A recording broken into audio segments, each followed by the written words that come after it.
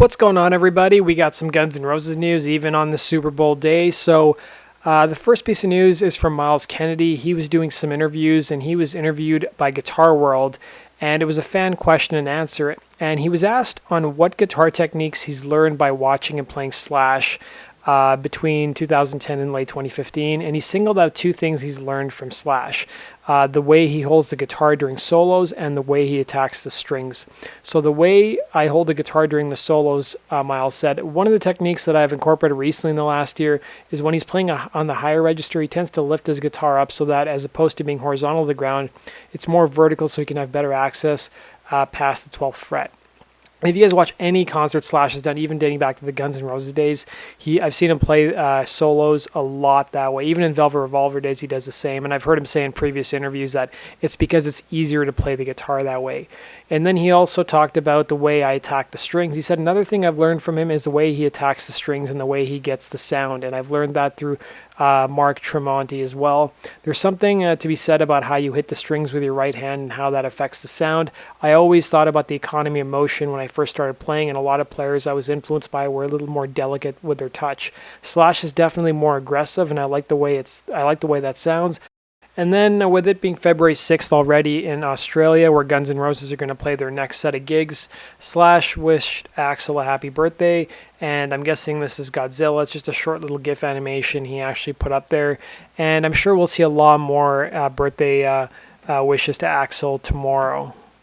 And then this is the actual photo somebody took on the Guns N' Roses forums.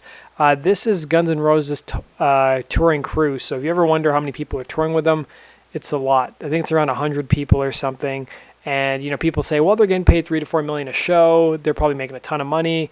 Yeah, they are making a ton of money, but they've got enormous overheads. They've got to pay all these people. They have to transport all these people between different cities. They got to have accommodations for these people. They got to feed them. And, of course, they have to pay their salaries, too. And then, of course, they've also rented an airliner as well, which is not cheap to have your own private jet. So Guns do have an enormous amount of overhead, but they're also making a lot of money too.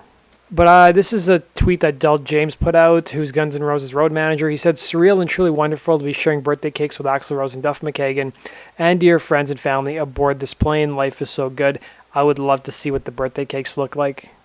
And then according to Billboard.com, they have an article about how Guns N' Roses reunion tour has so far played to over 1.8 million fans and counting. So compared to the Use Your Illusion tour, you have to remember they toured for 2.5 years back in the early 90s. They played a total of 192 shows. Just imagine if they had not canceled any gigs, or they would have played a couple more because they could hit 200.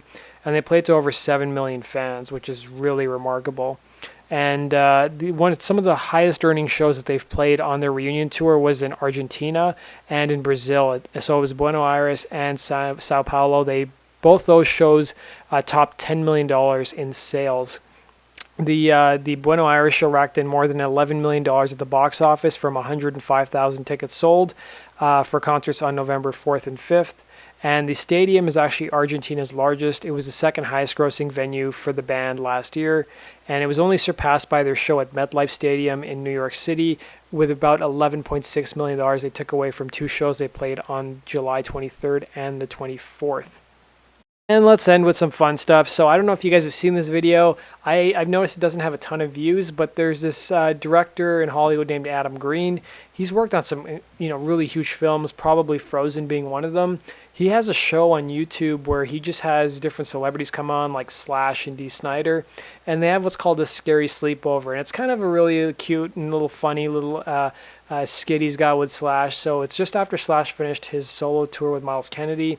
They basically just talk about dinosaurs, and they just sort of shoot the shit. And it's kind of an interesting setting for Slash, so I've actually linked to it down below in the description box for you guys to go check out. And then if you guys watched my podcast earlier today, towards the end, I talked about this video on YouTube called Have You Seen Axl Rose? And this video has been around for quite a while. It was made back in 2001 or 2002. It was entered, I think, as part of a film festival. And the guy who created it basically took all these different fan stories during the wilderness years, when Axl wasn't really in the public eye, between like 96 or 95 all the way to 2001, and just talked about different fan encounters with Axl Rose. And it's actually a really well done video, so I've linked to that down below for you guys to check out. And then I also found this video on YouTube of Guns N' Roses soundcheck that they did in Venezuela. So Guns played Venezuela back in '92 as part of their South America tour. So there's some footage from the soundcheck, and there's a little bit of pro shot footage from the actual concert of them playing Civil War, but I haven't been able to find the entire concert. And then the last thing I want to leave you guys with is it's Duff's birthday today. He just turned 53 years old, so I want to wish Duff a happy birthday.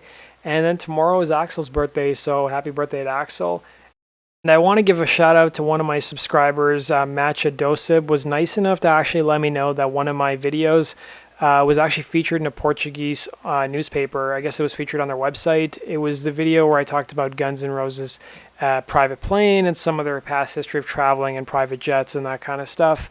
And this isn't the first time it's been featured on another website. I saw Ultimate Guitar had my video featured a couple days ago, and then there's this radio station, or it must be just like an entertainment station in Australia or New Zealand called Triple M actually featured my video too, because I noticed like the views were going through the roof today.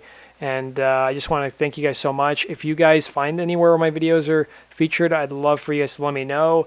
And if you guys find any cool Guns N' Roses footage that maybe I haven't covered or you think I should cover on my channel, then please hit me up and let me know. That basically does it for today's Guns N' Roses news. Thanks for watching, guys. I hope you guys have a great Super Bowl weekend. Let me know which team you guys are cheering for. Are you cheering for the Patriots? Are you cheering for the Falcons? Or are you cheering for Lady Gaga or nobody? Let me know in the comment section. And as always, guys, make sure you subscribe for the latest Guns N' Roses news and everything related to guns. And make sure that you follow me on Twitter at Guns N' Roses Daily. I will follow you guys back. If you guys missed it today, I teased what upcoming episodes I'm going to be covering in my Guns N' Roses True Story series. So if you guys want to know what songs it is that are going to show up in the coming weeks, go follow me on Twitter. You'll find out. Take care.